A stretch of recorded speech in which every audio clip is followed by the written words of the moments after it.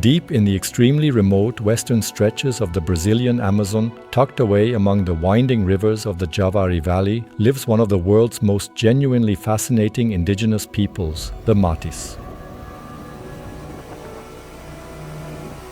Only a few hundred people still belong to their community today. For decades, they lived almost completely isolated from the rest of the world. To this day, the rainforest is their home, their refuge, and the basis of their livelihood.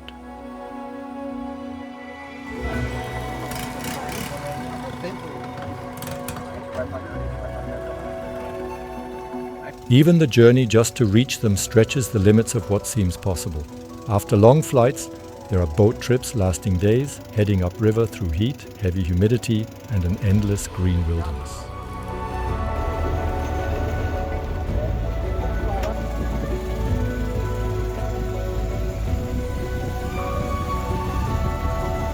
Anyone who hopes to reach the Matis must truly accept the steady rhythm of the forest.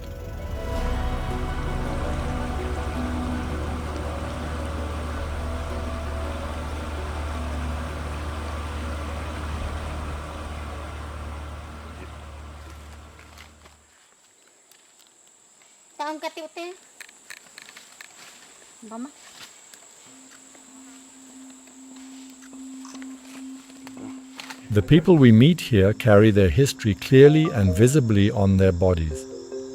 Face paint, jewelry, and the famous nose spikes are far more than simple decoration.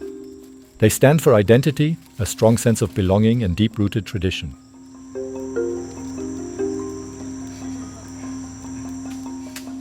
Even the children naturally grow up into this world. The body paintings accompany everyday life from an early age, as protection, as an expression of cultural connection, and as a visible sign of a community that has lived closely tied to the forest for generations. Nearly everything the Mahdis need for daily life comes directly from their surrounding environment. Women carefully craft sturdy bowls and containers using wood, clay, gourds, and the hard fruit shells that can be found throughout the rainforest. At the very heart of village life is the fire. It provides welcome warmth, keeps insects safely at bay, helps preserve food, and gently brings families together each evening. At the same time, it carries a spiritual significance within it, serving as a connecting element between everyday life, the community, and tradition. Knowledge of nature is also carefully passed down through generations. Even lighting a fire is done using simple materials gathered from the forest. Dry plant fibers, bark, or leftover palm remnants are carefully processed into tinder. The sounds of the village speak clearly of rituals and long-standing traditions. Instruments carefully crafted from bamboo, animal horn, and clay accompany ceremonies and dances, sounds that remain deeply connected to the cultural memory of the Matis.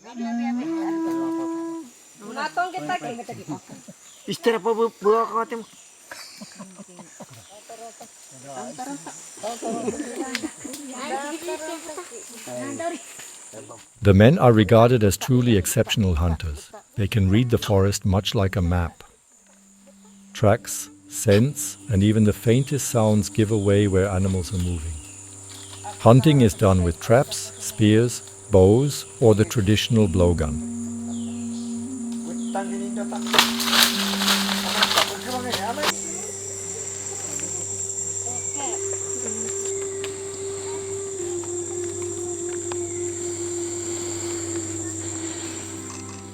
Such a blowgun can be as long as 4 full meters. Its small darts can strike very precisely across long distances. A good number of them are coated with curare, a plant-based poison that paralyzes the prey. The production of this poison is among the most important knowledge of the community. From certain lianas and plants, long boiling produces a dark, viscous mass, knowledge that has been passed down for centuries.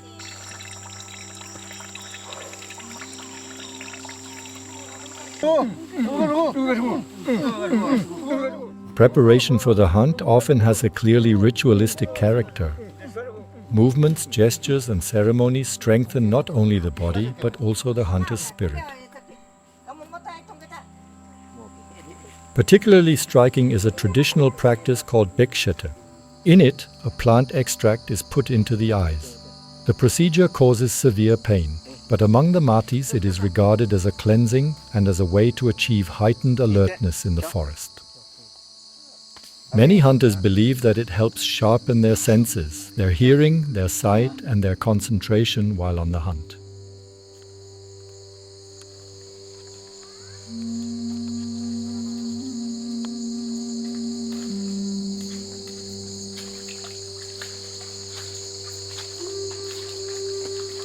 The hunt itself leads deep into the rainforest, often for hours at a time. Far from the village, the men follow the animal trails of the jungle. Children accompany them from an early age. Knowledge here isn't explained, it's experienced.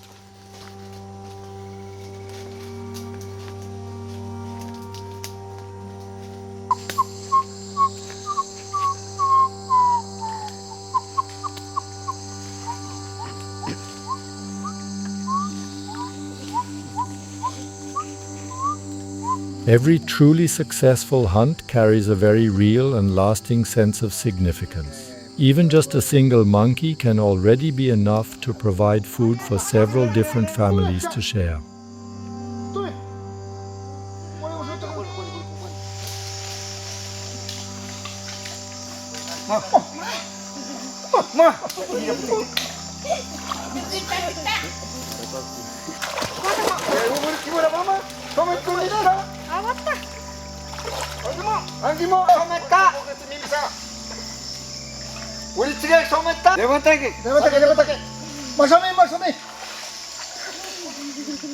Hunting is not about surplus, but rather about maintaining the balance between humans and nature.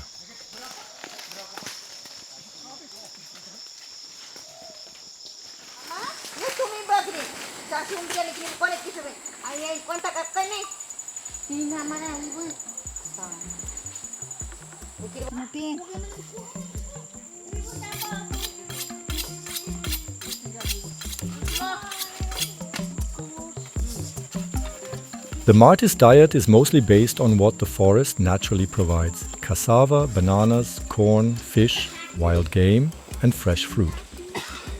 Even foods that might seem a bit unusual are still seen as valuable nourishment and a completely natural part of everyday life in the rainforest.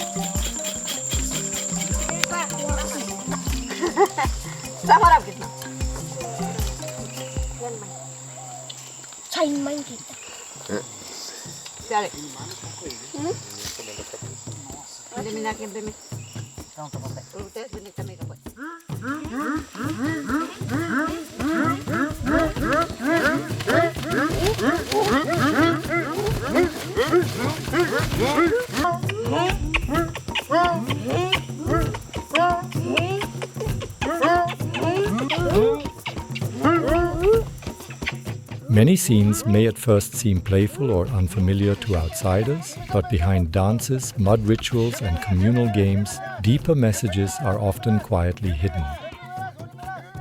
The capybara dance serves as a gentle reminder not to kill animals senselessly.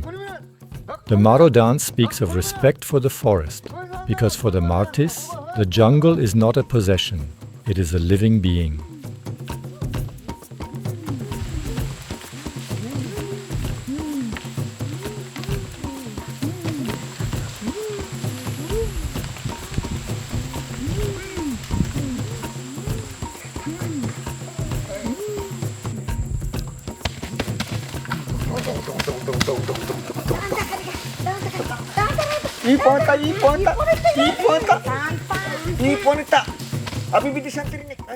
A key highlight of many rituals is the Mariwin ceremony itself.